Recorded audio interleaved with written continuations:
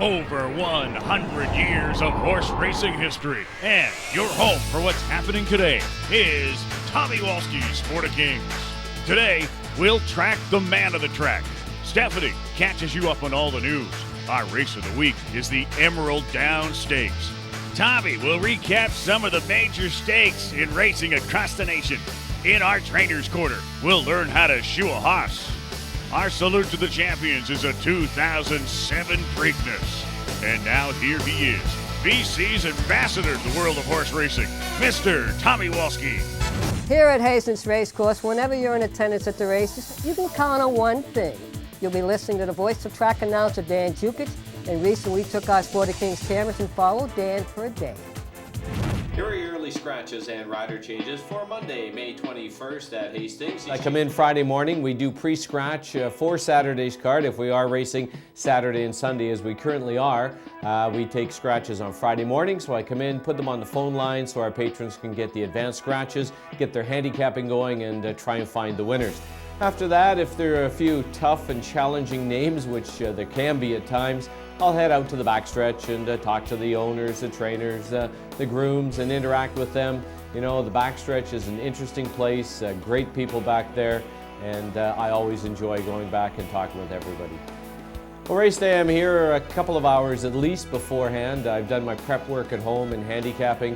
I've turned my picks in so that my partner Mike Heads can get them entered in the computer. He's always giving me a bad time because I like to wait as long as I can to see what the track condition is, where because his are published, he doesn't get that opportunity. So some days I'm better than him, but most days he's better than me.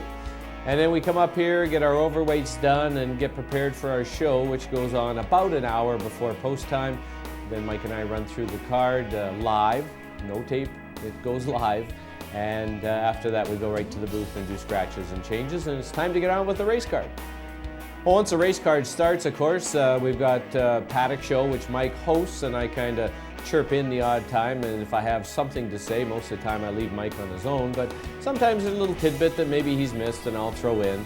After that, of course, we do post-parade, then it's time for the running of the race, back to the winner's enclosure, and then it's off to the computer to put our results on the Team 1040. So it's a pretty busy time, and then the replay's running, and then it's time to go back to the paddock again.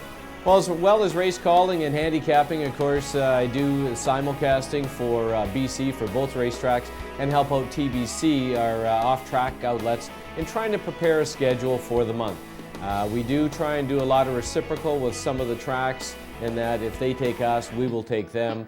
And so it's getting more and more difficult as we're reaching into more and more areas in the U.S. and able to common pool with them. There's only a couple of states that we're still not able to bet into, and hopefully by the fall time that'll be rectified. And currently that's Florida and of course New Jersey, and we hope to get into New Jersey because that's where Breeders' Cup is this year. So my days are very full as we go along with the simulcasting, and of course once a month it takes a couple of days to try and put the calendar together and fit the best product we can for the people who take us. Well, when we talked about simulcasting, of course, I do the simulcasting here at Hastings as well as for Fraser Downs when I mentioned BC. But because I'm not the caller at Fraser Downs, I get to do some other things and interact with the patrons out there.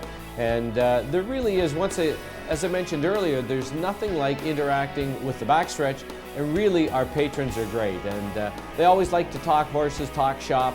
We have a lot of good handicappers here in BC, and they always like to berate you a little bit that you couldn't find your way home, but we always have a good laugh, and it's a great atmosphere, and it really isn't like getting up to go to work. Well, after we finish the last race, of course, we put the last race result on the radio, and a new feature this year we do have on the Team 1040 is a 2-minute recap where we try and give some highlights as to what happened that day with the stake race, and of course if we have any riders that doubled or tripled up. So it's kind of an all-encompassing. We get that one done, it's turn the lights off, close the door, and head home.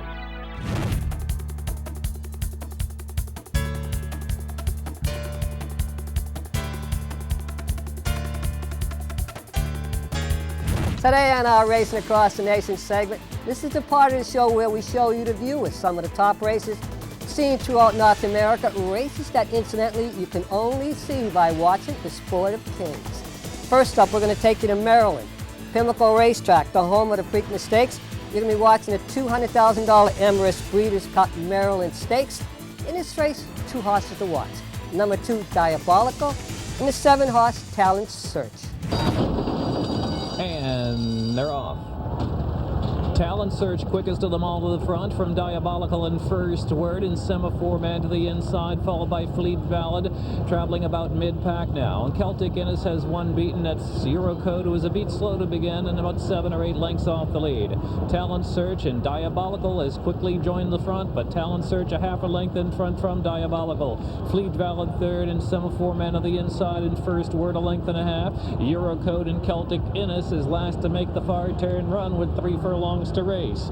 Very, very quick quarter at 22 2/5 of a second. Talent Search and Diabolical, they are rocking on the pace to get to the top of the stretch. In first word, will have the run at them from the inside, now tipping to the outside with a final furlong and a half. While these two are really putting on a show after a half in 44 3/5 of a second, they're cooking through the Pimlico home stretch. It's a showdown between Diabolical and Talent Search. They've opened up, and here's Semaphore Man trying to close the gap, but time is running out. They're in the final 16th. Diabolical and Mario Pino just superior here by a half length. Staying at Pimlico, we're going to now take a look at the $250,000 Dixie Stakes. It's run at a distance of 1 mile and 1/8 on the turf.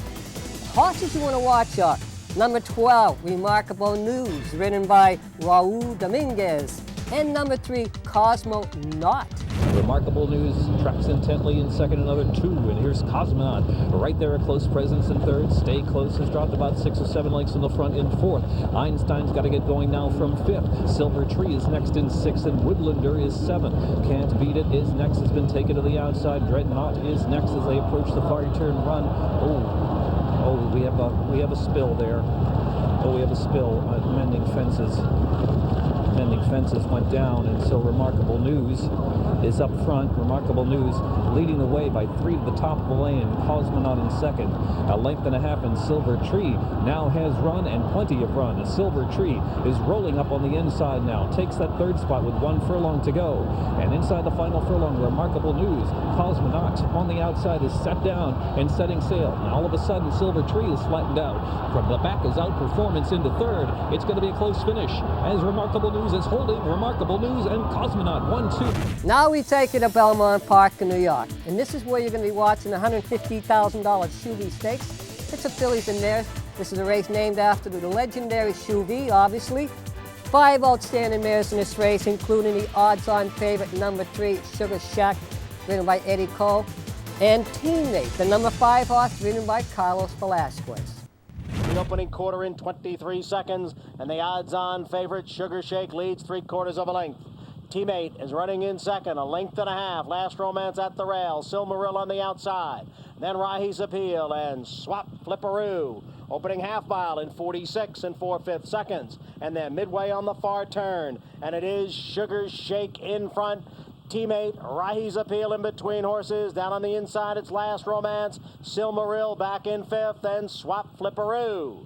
Sugar Shake, narrow lead. Here's Teammate now on the outside to challenge, and they're at the head of the stretch, and Teammate has taken the lead from Sugar Shake. 3/4 in 1:11 3. Sugar Shake battles back on the inside. Sugar Shake and Teammate, now they're right together with 1/8 of a mile to the finish. Teammate pokes ahead in front. Sugar Shake all out in second. Rahi's Appeal in third. Inside the 16th pole, Teammate with the lead. Sugar Shake is second. It's Teammate, and she's won the Chevy.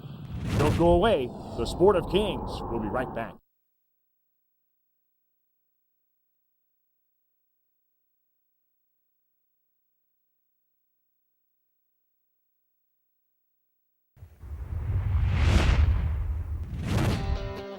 Hey folks, mount up. It's time to saddle up and ride over to the Trainer's Corner.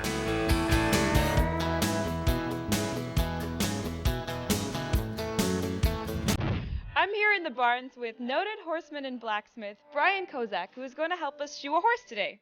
Also with us is Dave Milburn, trainer and blacksmith. And I'm going to start just paring away some of this dead foot, the sole. Now I don't take too much of it out, because they need that to absorb the concussion, which in a racehorse is something like 8,000 pounds per square inch. And now we're going to trim away the excess wall. So now I don't like to take too much of this foot off with the nippers. Okay, our next step is going to be to rasp the surface of the bottom of the foot, and that's just fine tuning. And now we're going to start shaping the shoe. He's got some flare on there that I want to take off, but I'm not going to take it all off on the first round here. When you're getting ready to put this shoe on, I want to make sure that it's level to the bearing surface of the foot. And I'm going to have some excess here that I'm going to take off in a second. Now these nails only go in one way. And there's a corrugated side to that nail, which is the inside. And what that does is there's a little bend in this nail that allows it to come out the wall of the foot. Now if you went and pat it in backwards, you drive it into the sensitive part of the horse's foot.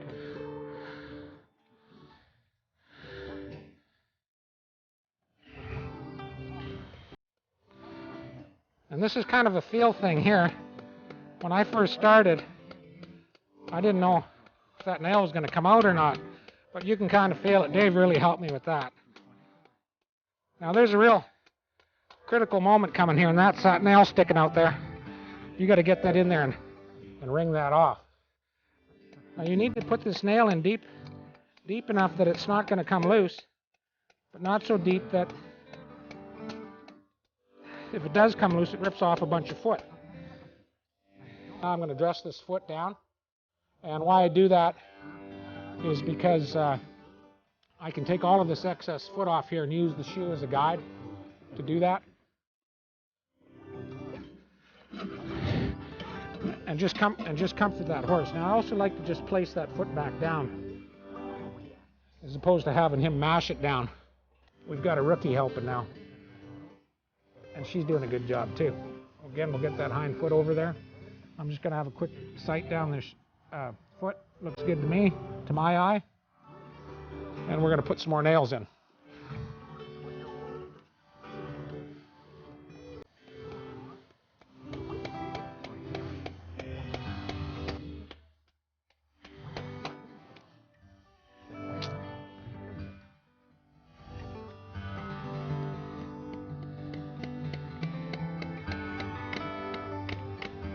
The wall of the horse is thicker as you get to the toe than it is in the quarters and in the heels. So I'm just going to take a little bit of this burr out of there that was created by that nail coming through, so that when I clinch that down,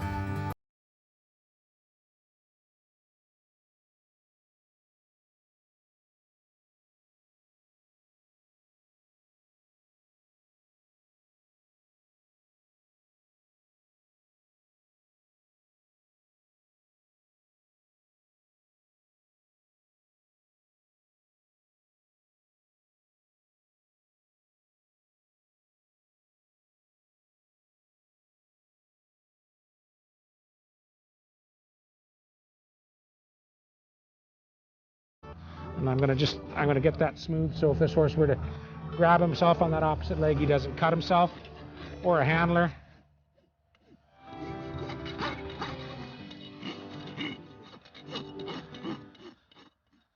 My test is if I can run my hand across there and put a little pressure and it doesn't grab, then I'm satisfied with that. And I'd say that's done. So there you have it, and now we know how to shoe a horse. Thanks, Dave, and thanks, Brian, for the lesson.